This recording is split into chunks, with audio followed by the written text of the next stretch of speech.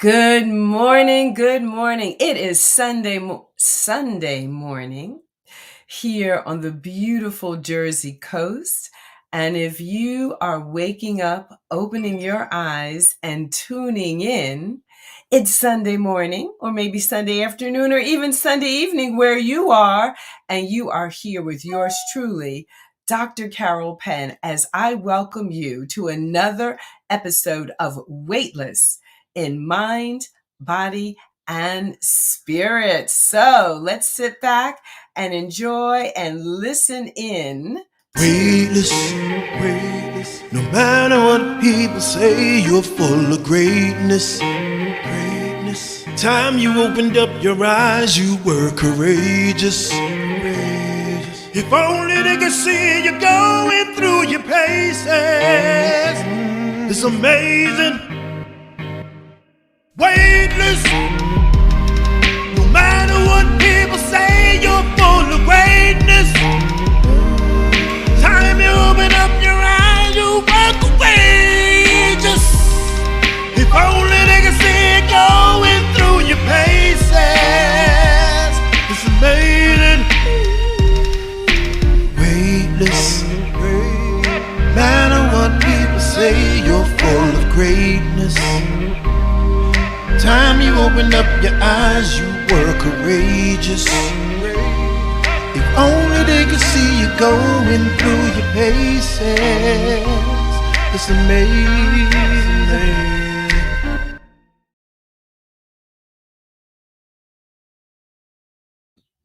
Well, good morning, good morning, good morning, and happy Sunday to one and all as you join us for today's very special episode. I am so excited this morning. And as always, let me introduce myself. I'm sure we're going to have new people watching in, joining the community. So I'm yours truly, Dr. Carol Penn, triply board certified in family medicine, obesity medicine, and in osteopathic manipulative medicine. I am also your master movement meditation and mindset coach, 3-time best-selling author, wife, sister, daughter, auntie, godmommy, and all the things that you play. I'm living a fully engaged life, Ubuntu, here in this community and this here and now. So the name of our show, Weightless, in Mind, Body, and Spirit. Why is this show called Weightless? Well, the meaning has a double entendre. And of course, being an obesity medicine specialist, we look at the fact that obesity itself is a chronic, relapsing, multifactorial neurobiological disease where an increase in body fat promotes adipose tissue dysfunction. So very important that we understand that. And abnormal fat mass physical forces resulting in adverse metabolic, biomechanical, and psychosocial health consequences. So in other words, it happens within the greater context of your life. Also, we look at what it means on a spiritual level to be weightless in mind, body, and spirit. So what does it feel like to be free of the gravitational forces that are holding you down psychologically, that make you feel heavy psychologically and spiritually? And today's show definitely has a focus on the latter. More and more, I am noticing in my particular practice of medicine and in the way I relate to the field is that a huge component is that community component, that social component. You know, when there seems to be something off occurring in the background, maybe you can't quite put your finger on it, but you know it's there and you know it's having an impact. And I'm often seeing that that's that social component, that piece that needs to be addressed. And in our social upheaval of today, that's so prevalent, that's so in the forefront, That's something that I'm noticing more and more and more. So it becomes so important for us to do things like land acknowledgments, like pour libations. So we also have to not only heal ourselves, but we also have to heal our community and our earth. And I also like to bring into acknowledgement today the transition of one of our modern day social architects and our modern day social healers, and that is the transition of the great philosopher and monk Thich Nhat Hanh. So we just want to keep that in mind as we process. We want to keep that in mind as we move forward. And as always, we'll be welcoming our very interactive audience and guests to the show. But without further ado, I'm going to bring onto screen our guest today, Minister Kerwin Webb.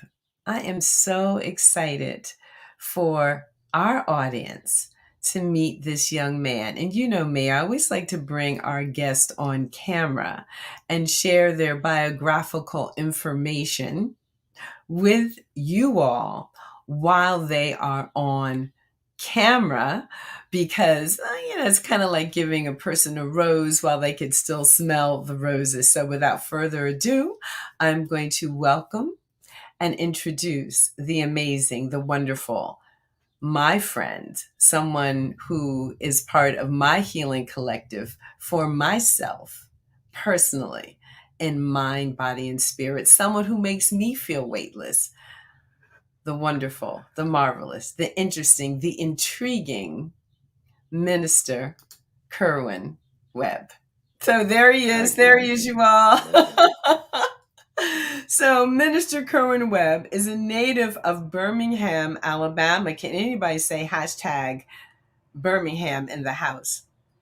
And earned a bachelor's in business administration from Alabama State University. Minister Webb is a 2019 graduate of Princeton Theological Seminary, where he has earned his Master of Divinity degree, a certificate in Black Church Studies, and an international certificate in Youth Theology and Innovation from the Institute for Youth Ministry. In 2012, Minister Kerwin founded the RMW Foundation, a nonprofit organization focused on child development, youth outreach, and adult empowerment. In 2013, Minister Webb currently serves as the associate pastor, or is that from 2012 to 2013? So let's go back. Rewind. Minister Webb currently serves as the associate youth outreach pastor of youth and young adults at Second Baptist Church of Asbury Park, the president of the Greater Red Bank branch of the NAACP Coalition Liaison for the New Jersey Social Justice Remembrance Coalition, and chairman of the board of the T. Thomas Fortune Foundation. In addition to the other roles, Minister Webb operates a training, coaching, and consulting business designed to help achieve personal and organizational growth, program development, administration and management, and learning facilitation. And more can be found about Minister Webb at kerwinwebb.com. So welcome to Weightless in Mind, Body, and Spirit. Good morning. Thank you so much for that amazing introduction and those adjectives that you described me with. I'm flattered. I'm happy to be here with you and your audience. It's a wonderful, wonderful opportunity to join you. Yes, well, we're involved in quite a few conversations that are taking place in the context of the social milieu. And I thought this was an opportunity to further that along, because I believe that as we have these conversations, we begin to create another entity that comes out of the energetic imprint of the conversation itself. And I believe that these words and these conversations are important to put out there in the universe, because there is, or there can be, a significant ROI, or return on investment, to put it in a business sense or a business context. So, what we are putting out individually and collectively is a prayer. All words are prayer, and all prayer is answered if you look at the physics or the science behind what it means to speak, what it means to give voice, and therefore to give life to a concept. And however, let's go ahead and let's see who is tuned in this morning so we can welcome them. Good morning, Patricia, and welcome. Yes, good chilly morning from Ocean, New Jersey. Good morning, Dr. Kathy. Indeed, good chilly morning from Wisconsin. I think it's cold every place. Good morning, Kawana, and welcome. Good morning and welcome, Martha. Hashtag Meditation Nation. That's right. Everybody go on in there. Your hashtag Meditation Nation. Believe it or not, it helps people to find us. Good morning and welcome, Linda from Florida. Good morning, Victoria. Good afternoon from the sunny beaches and for Raha. Excuse me, the Gambia. Oh, she doesn't mean to rub it in. Mm-hmm. I see that. But it's 89 degrees. Yes. Please bundle up.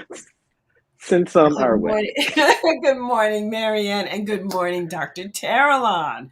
So we do have an exciting gathering here this morning. Oh my goodness. And so today we are going to be talking about reparations and social action. There's also going to be an opportunity for ways in which one can engage with Minister Webb and what he's doing, and also ways in which to engage with the Weightless and mind, body, and spirit community, and what yours truly, Dr. Carol, is doing. So without further ado, let's get into it. Frame for us this conversation. What is reparations, and what is it that we're talking about, and what is some of the urgency about this? Oh, by the way, good morning, Dr. Randy. Welcome. Go ahead. Yeah. So reparations is a concept that some people are repulsed by as soon as they hear it. Reparations is a concept that other people embrace and say it's a no-brainer. But this is how I sum up in just very simple terms. If we are riding on the parkway or on 18 or on 95, and I come into your lane and I smash the side of your car, right? What's the process that goes after that? We pull over, exchange insurance information so that you can get your car fixed, correct? So that I, the guilty party, has to pay for you to get your car fixed. In a similar vein, just broad strokes, that's what reparations are. Reparations are repair for damage done. And in this case, and in this context, we are talking about reparations for those who are descendants of slaves, those who have been robbed of the opportunity to participate in civic life here in America, those who've had their labor, their land, their families stolen and taken from them. And so the concept of reparation, if we strip away all of the feelings, negative energies, or thoughts that we have about it, if we look at what happened, the fact that for hundreds of years, a group of people were enslaved and their labor was unpaid, and that unpaid labor built the economic engine that is the American economy. We can see that reparations are due. There, over the last couple of years, there have been more and more conversations about it, and those conversations go a couple of different ways, and we can talk about some of the pitfalls. But ideally, for me, the concept of reparations is simply acknowledgement, repair, and then moving forward. So beautifully said. I love that. Acknowledgement, repair, and moving forward. As a medical doctor, a member of the community, and particularly as a family medicine doctor. So our specialty is that we take care of people from cradle to grave, right? So kind of the architecture overlooking the lifespan, and also helping people live their life within the context of community. So my concern is, now I'm really looking at the relational aspect. So I have a person before me and X, Y, and Z is going on. They may or may not be taking X, Y, and Z medications. And we know that disease processes by the time someone has a diagnosis and it's been narrowed down to, giving it a name, a very specific name, we're late. We're already late to the show. Mm-hmm. So that's one thing that we're learning more and more about modern day medicine, and that somewhere way, way out here, and way back here, a process of inflammation Mm-hmm. began. And the more we learn about this process of inflammation, the more we learn about, what sparks these things that land us in a disease process, we are seeing the relationship between what's happened historically within the community and how this goes down from generation to Mm-hmm. generation to generation and comes into what could result in you having diabetes, what could result in you having hypertension, what could result in you having a combinations of things that we call obesity, where your adipose tissue itself is turning against you in a kind of an autoimmune spectrum. Do you think that without addressing this inflammatory event that was set into motion by the concept of slavery and how it manifested on these shores of America, do you think that this might be why we continue to be one of the sickest nations on the earth despite our wealth? Absolutely. It is similar to a person who is having pains in their body, but they refuse to go and get it checked out. Or they go and get it checked out and they get the diagnosis, or they hear the doctor's opinion, but they ignore it. That's what this country has done. Reparations conversation is not new. It is not um, it is not something that is just popping up on the scene. This has been ongoing since the elimination of slavery, even probably before. And so, what we have seen in this nation is that there is almost a collective misremembering intentionally, to shield them, to shield ourselves or absolve ourselves of the responsibility for what we've done. And then all of the reasons, right? And that goes into some of the reasons why people say reparations can't happen, because it seems too big, it seems too massive. Yet I don't think that very many places people have actually attempted to do the work, right? We went for the checkup, we got the diagnosis, and we went home and said, I don't believe you, it's not happening. And so we continue to be inflamed, we continue to get sicker, we continue to have these eruptions in our body where the body is fighting each other because we haven't dealt with the symptom, I mean, the problem. Yeah, so you've got it. This is my opinion for sure, for sure, for sure.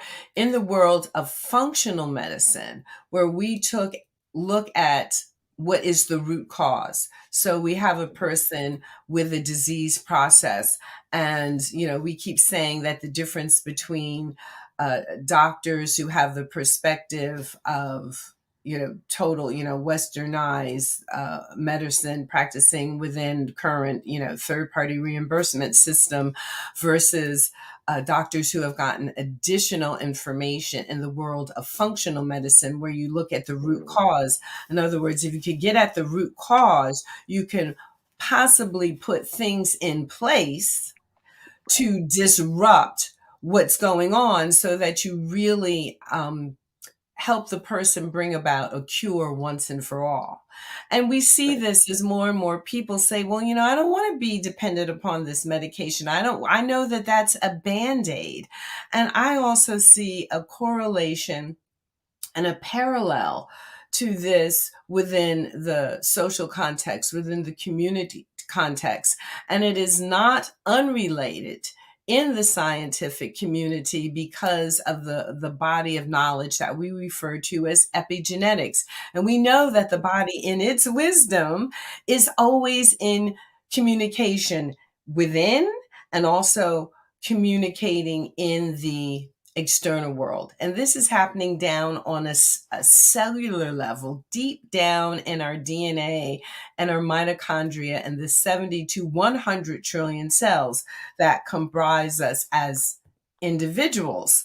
So, good morning, Patrick. Good morning, Dr. Kina. We've got several medical specialties that are here and represented in the chat this morning.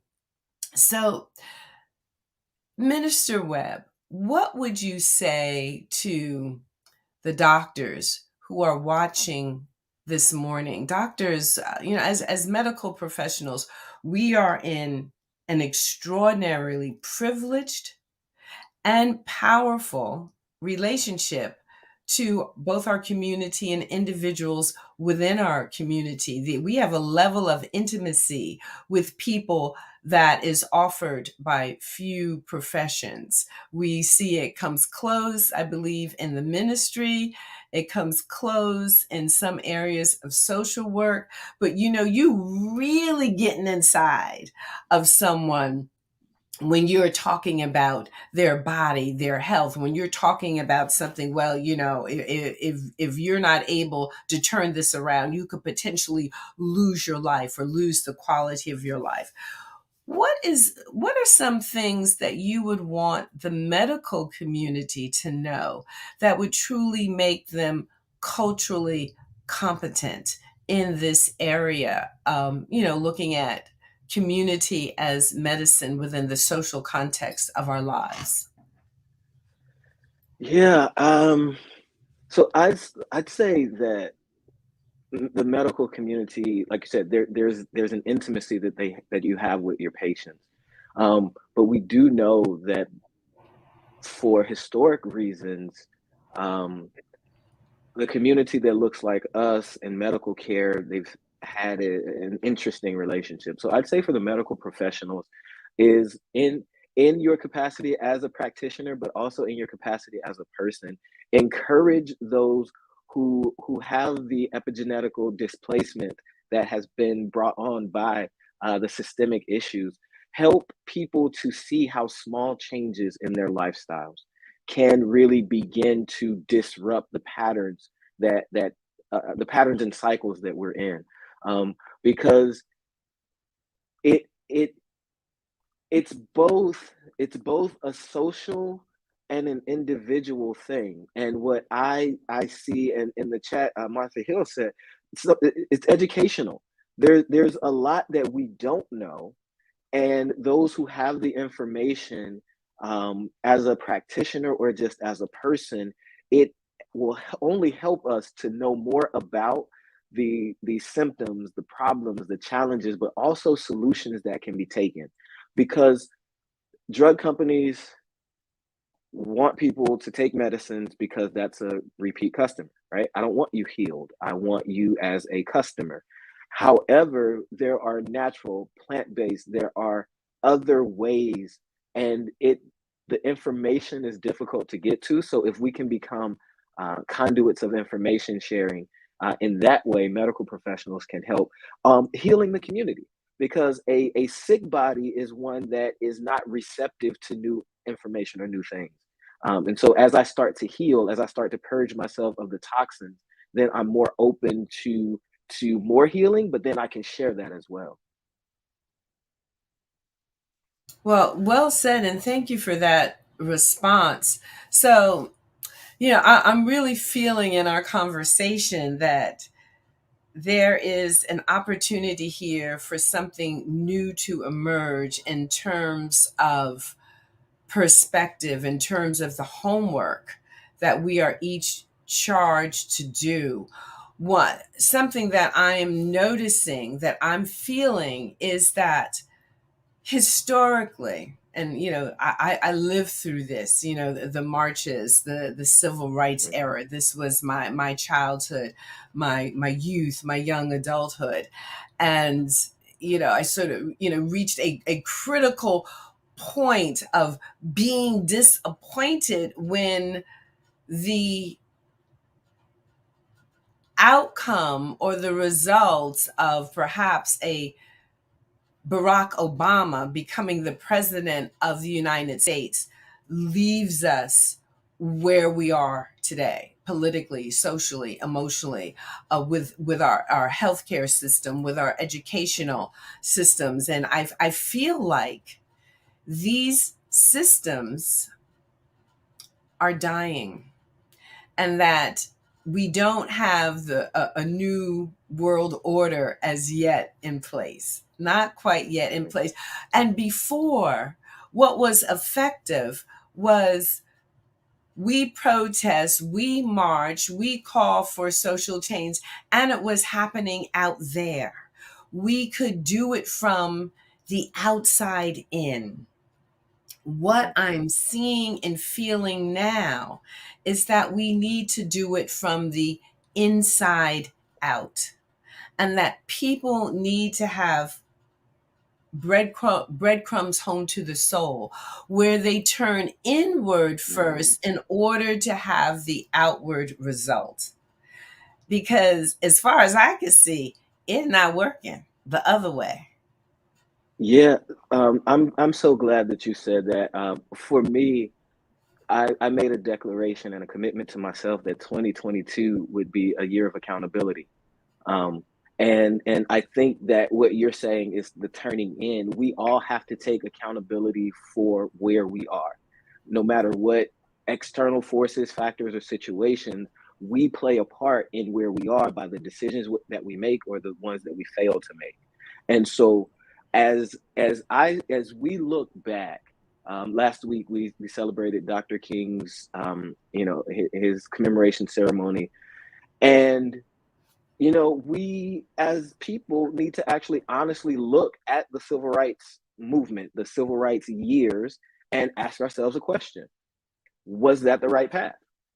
And learn from what we found and do something different. We have access to organizations, institutions, intelligence, brilliance, and we don't need others to do things for us.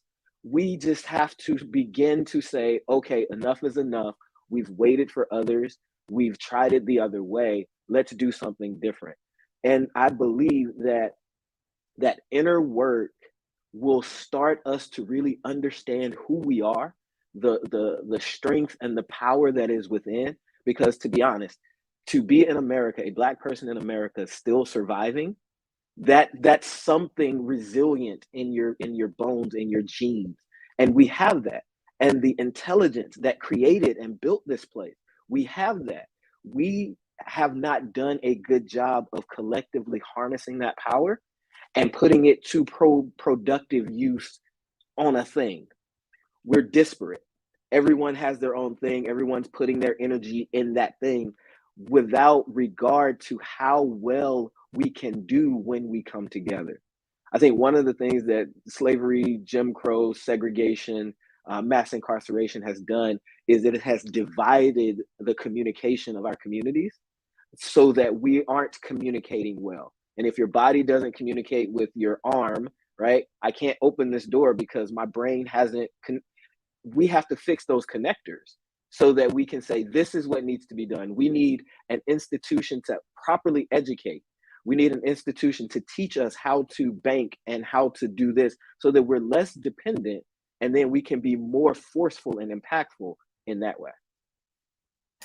Beautifully said, and thank you for bringing up Dr. Martin Luther King. One of the things, and again, I'm going to just return to the body temple, if I may, because there are just, there's just so much where people like on this external thing, and as a person who is um, very purposefully stepped into the role of activist.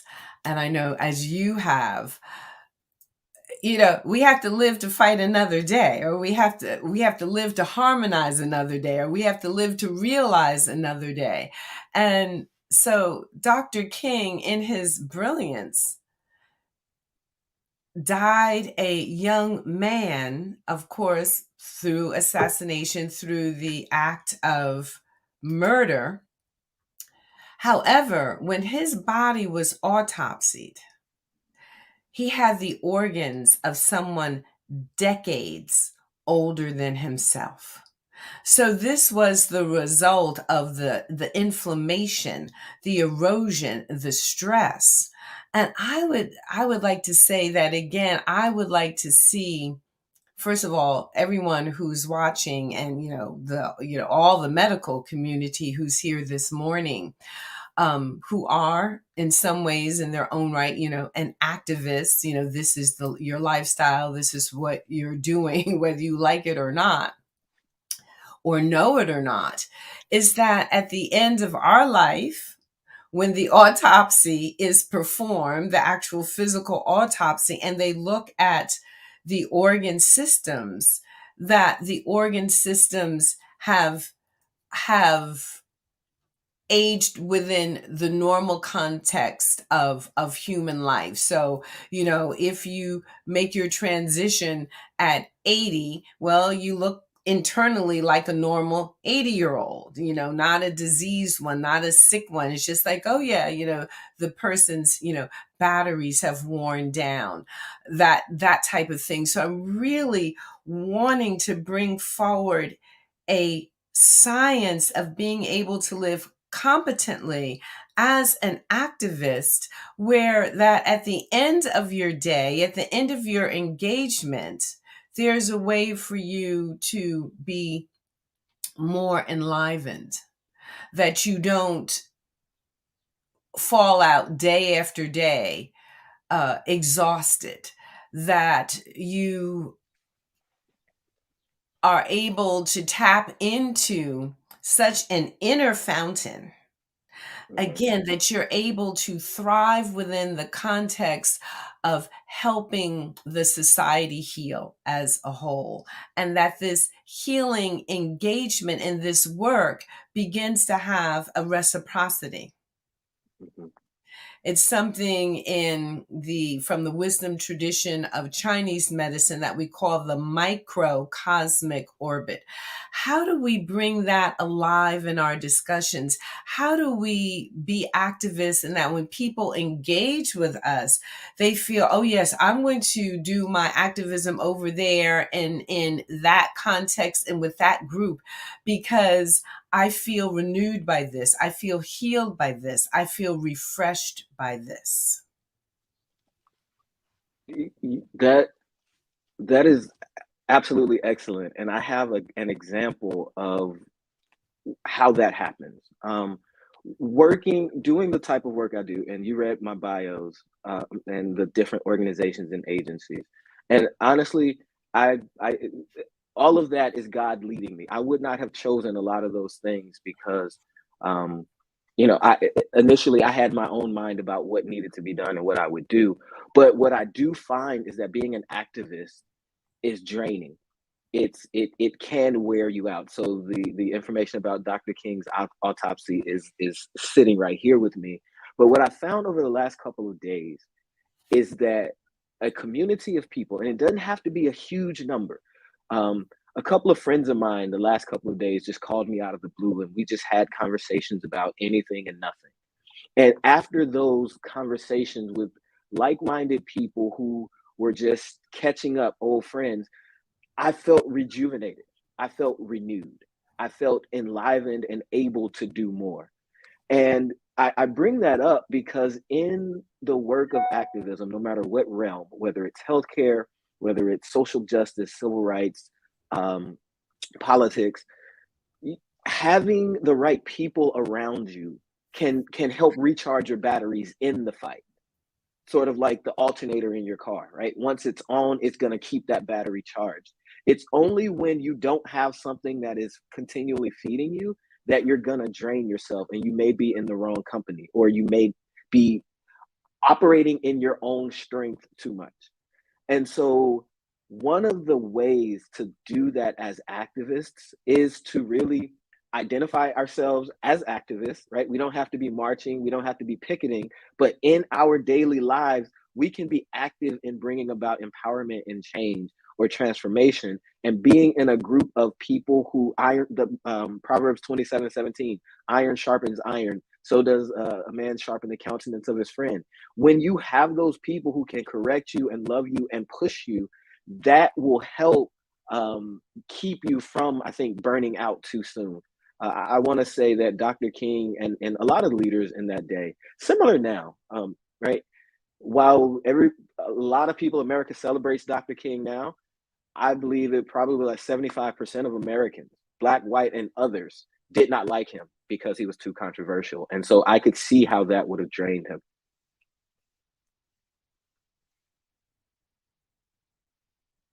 You're muted, Dr. Penn. You're on mute, the phrase of the last 2 years. So I can see, again, part of our perception of being liked and not being liked, that's part of, we're humans. We're gregarious, we're social animals, we're herd animals, and how that not being included in certain or excluded in certain circles could actually work as harm against us. And so, as always, my guests are so generous, and they give us an opportunity to engage with them. And Minister Webb has a discussion group that he's starting, and you can see that DM has put that in the chat. I'll put that right up there. This is a way, if you go ahead there, you can talk about and learn about what it means to be a political disciple. So, Minister Webb, could you talk to us a little bit about that group? Yeah, political discipleship is a study curriculum that was created by the Center for Public Justice. And it was designed for people who look at our politics and see that something should be changed. It doesn't work. And so this group is for people who want to get involved, but don't know what to do, where to start. It is an 11-week group project where we come together. It could be as many as 10 or 15 people, and we collectively decide on an issue that we want to advocate for or contact the legislator about. We go through a process of learning about the issue, learning about how to actually advocate, learning who we're going to talk to. And the culminating project is having a meeting with a legislator or a lawmaker presenting our idea or our solution. We believe political discipleship is created so that everyday citizens can really take charge and help change the gridlock that is within our country, and actually start getting government to work for the people again. So if you go to that link, you can register for the upcoming group that is going to be on January the 28th. It's an interest meeting that we'll do, and then we'll begin sometime in February. Wonderful, wonderful, wonderful. I am so thrilled to hear about this. Now, is there a cost to join? Nope. All No right. cost. So the price of admission is the pricelessness of your time. So that would be, yeah. So again, wonderful, wonderful, wonderful, wonderful opportunity here. Now, okay, so audience, while this is scrolling, I want you to capture this information, and I want you to take action. Go on over there and join. This is your opportunity to take action. And when do we take action? We take action in the present moment. Right now, right now, right now. So that is very, and then you can, continue, watching and learning and listening to this discussion. We know that this discussion is available on my Facebook, professional Facebook page. It's available on YouTube. And afterwards, we upload it to the podcast of the same name. So we want you to share this with your network. The other thing that I'd like to point out here about joining a group such as the political discipleship is that it is a part of one's continuum of healing physically as well. This is something that I am going to be addressing with people who come to see me for hypertension, diabetes, the whole continuum and spectrum of illness. This is not, in my opinion, something that can remain outside of the exam room, because people more and more and more, what's causing this? What's the root cause? I want to know what the root cause is, and why I have this, cardiovascular disease, or why I can't lose this weight. And a lot of it is because of the context in which we live our lives, the context of which we live in this country. So all of this upheaval, all of this hatred, all of this ugliness is not good for us. People will come to me, oh my God, I had a week of meetings and my blood pressure has just been all over the place. Why? Because the body in its intelligence is trying to protect you, and it's reacting to the annoyance and the upset, the anger and the fear that has been provoked by the meetings you've been in at work. So this is going to become a part of my prescription pad that we need to begin to redress on an individual level and on a personal level what we see going on around us. So again, in the spiritual world, we often say that how you're doing, look at your friendships and your relationships and look at your environment. And what you see externally is the world that you created internally. And if what you see externally is not agreeable to you, it feels incongruent with the truth of the person that you know yourself to be, then the thing is not to go change it out there, which is the tendency now, but you need to go change it in here. So we have people say, Dr. Randy, excellent show. Mona just signed up for Activist Webb's. You've gone from Minister Webb to Activist Webb's session discussion. So brilliant. And so now I'm also going to give our wonderful viewers an opportunity to participate with me and what I'm doing. So I have created a monthly membership community, because here's another perspective. Here's another way to engage. And in that monthly membership community, it is mindset mastery for Weightless in mind, body, and spirit. So who's it for? It's for you, those of you who are out there now. And it is often, how do we do that inside job? How do we get inspired? How do we stay motivated from week to week to week to week? And during the opportunity in this membership community, which is $49 a month, very affordable for most, if not all, just don't purchase a couple of coffees a week and you've got the cost covered. And it also goes to support the conversations and what we do here on this show to keep bringing this alive. But every week you're going to get drip to you lesson 1, lesson 2, lesson 3, lesson 4. It doesn't matter when you join, because whenever you join, you start with lesson 1. And then once a month, we're going to come together for a live discussion. And when does that kick off? That's kicking off on Saturday, the 29th. And it could be, that mindset, because what do we need to be? We need to learn how to master our own mind. As a friend of mine would say, it's that stinking thinking that keeps getting me into trouble. We overthink things, we worry, we don't know how to deal with our stronger emotions. We know, for example, that the opposite of love is not hate. The opposite of love is fear. And now, how do we metabolize that? How do we step into that? How do we learn how to live our lives in the context of being loving all the time, no matter what is occurring externally? So we're going to be answering some of those things in that week to week context and in that monthly context. And we'll be having live facilitated discussions, which is one of my favorite things to do in the world, which is to talk to people and watch the transformation happen. All right, we're Dr. gonna move Penn, on now. Yes, go ahead.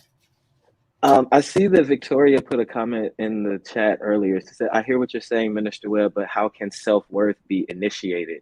We as a community are still struggling with understanding what being rooted in our community means. I don't disagree that we have that struggle. Self-worth can be initiated by intentionally letting people in our community know that they are valued, showing them the value they have, encouraging someone. Because once I have found this in my work, that once you show people where their value is, what they're good at, those small wins will help them to start to build that confidence that lets them know, okay, I don't have to take X, Y, or Z. I am in control of my surroundings. And so it begins with the one-on-one interactions that we have, and understanding being rooted in our community. We have to start teaching that. We've lost a lot of our elders and our ancestors, and a lot of our collective memories are going away. But we have to be intentional about planting those seeds within young people, within young adults, within anybody who will listen, so that they can later on blossom. We won't ever know what being rooted means if we don't start planting. A while ago, it was we all lived in the same area, and so we were rooted. This was our community. Now that our community is dispersed, we have to be intentional about building community, even when I am not geographically connected to you. And so it's an intentional process. It can be done, and I many people want to hear that you are valued, and they can't see themselves, right? Anatomically, you cannot see yourself ever. You can only look at yourself as a reflection or through the eyes of other people. And so when we see value in people, we can look at it as our accountability opportunity to show them where that value is, so that they can then understand that value and not be taken advantage of. But thank you for that, Victoria. I appreciate it. Yeah, beautiful. Thank you. Thank you so much, Victoria. And I just want to acknowledge that a member of community, Patricia, she's going to ask Meditation Nation to say a prayer for her dear friend Eileen, who is making her transition right now. May you have a peaceful and painless journey, Eileen. And yeah, we see that. We acknowledge that. And again, that's the beauty of being in community, isn't it? So that you can be there to express, to bear witness to and for each other. And in so doing, be uplifted. I feel so blessed and grateful that we are able to just take a moment to acknowledge that, Yes, and Victoria saying, exactly, Minister Webb, thank you for reinforcing my thought process. And yes, and people are acknowledging Patricia as well. So what I'd like to do and take our last few minutes to talk about is the concepts of spiritual wealth and spiritual poverty. I'm reading a wonderful, wonderful book by now. It's by the author Gary Zukav, who has penned a lot of wonderful books, and this book is called the Universal Human, and it really does deal with this concept that we're talking about this shift in consciousness that is happening right now. It's a necessary shift in consciousness, where before change was brought about by being on the macro level. You could march a change into happening. You could protest a change into happening, and you could do it without the benefit of the inside work and becoming more internal. But now we're seeing that it's almost like how we have these antibiotic resistant diseases. You can keep throwing antibiotics after so many a thing and thing and thing and thing and thing. And what the penicillin used to deal with, it doesn't even touch anymore. And so now we have such strong societal inflammatory process that those former ways of protesting, of marching, of writing policy, of making laws outside of oneself without marrying it to the inside work no longer seem to be working. And so inside of this context of each of us developing spiritual wealth and spiritual poverty, I would like to share some of these ideas. So, under spiritual wealth, there is purpose. Each individual understands their purpose in life, understands how to make meaning in their life, understands what is personally fulfilling and what is joyful and what is loving. And they are able to live their lives within that context. Then spiritual poverty. That is when one's life, they feel that they would name for themselves that it is meaningless. There's a sense of emptiness. There is emotional pain, and there is isolation. And so when you hear this idea of spiritual wealth and spiritual poverty, I would like you to expound a little bit, if you could, on these concepts of what it means to you, spiritual wealth, what it means to you, spiritual poverty. You know, those definitions that you gave, those, they are the tent posts. Spiritual wealth is when you know, understand, and are operating in your purpose. That sometimes it translates materially, but in so many other ways, you are wealthy when your spirit is filled and you are operating in purpose, and you're able to impact people's lives and advocate for and create change just by being you. So those who have that spiritual wealth, they are the ones who are able to weather storms. They are the ones who are able to smile in the midst of disaster, because their anchor has them solid, right? And they are not moved with every wind of change. Those who are suffering from spiritual poverty have been convinced that life is meaningless and that they are lonely and isolated. That is the tool of the enemy, right? If the enemy can separate you from the community, so ideally the community is there to help encourage you, educate you, support you, push you, keep you safe. Once you're outside of that community, that's when those poverty mindsets kick in, and you believe that there's no one to help you, even though you have a line of people who are waiting for you to reach out. That's when you believe that life is not worth living, even though you have a family and people who love you. I've found that, and it's all integrated and all tied together because of the historic and ongoing trauma that is visited upon us frequently. Many people have a poverty mindset, both spiritual poverty, financial poverty. They see lack. They have a lack mentality. They don't see abundance, even though they're surrounded by it. And so helping people to get to the place to where they're throwing off the chains of their spiritual poverty or financial poverty and moving towards that spiritual awakening, it will be transformative on its own. And there's a couple ways that I think people can help get there. Community is one that is huge, and it's big. It's big. We cannot overestimate how important just being around people are. Listening, right? Learning from those who've gone before you, learning from those who've done it.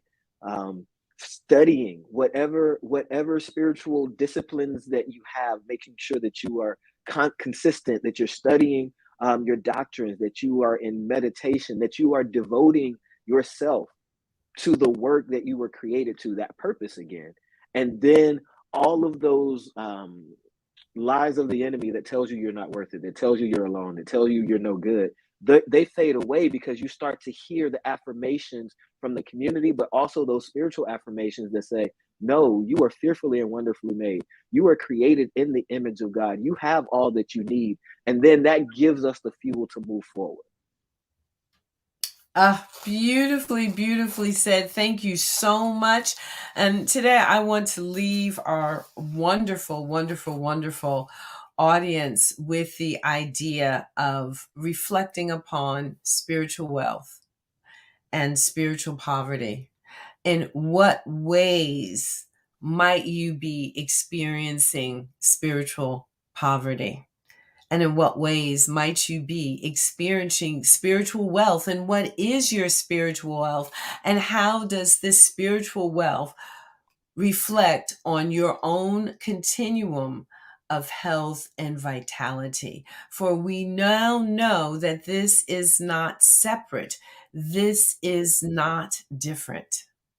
And this is, oh my goodness, if and when people get this concept, I think we're going to start to see the human consciousness evolve and change happening on an exponential level. But right now we kind of have to stand in the gap, and we have to get there. We have to get there. So listen, everybody, I want people to reach out, be involved with Minister Kerwin's work, reach out through Instagram and connect, or being a part of the forming group of a political disciple. Go ahead, reach out and do that. If you want to reach out to me, you got a question, you have a way to email me and contact me. Or if you want to be a part of mindset mastery, weightless in mind, body, and spirit, learning how to pivot in the moment, being a part of this community, maybe that's the step that you need to take. And as always, this engagement and this show is about it's education, it's information, it is having facilitated discussions so you can come home to yourself and begin to live your best life, so you could be the change you want to see in the world. We have so many beautiful comments coming on. So Victoria, so we'll wrap up. We'll just let a few of these go by. So spiritual wealth is understanding, do unto others as you wish to be done unto. Yes, a wisdom tradition, a concept dating back thousands of years from the Judeo-Christian world. And you also find this in the great wisdom traditions and religions globally. It's a universal concept. Believing that your steps are guided in empathy, compassion, selflessness, and unconditional love without looking for reward. Spiritual poverty is me, myself, and I. It's all about me, and I could care less what happens to you. Look at this. Look at these reflections. Spiritual poverty, spiritual wealth.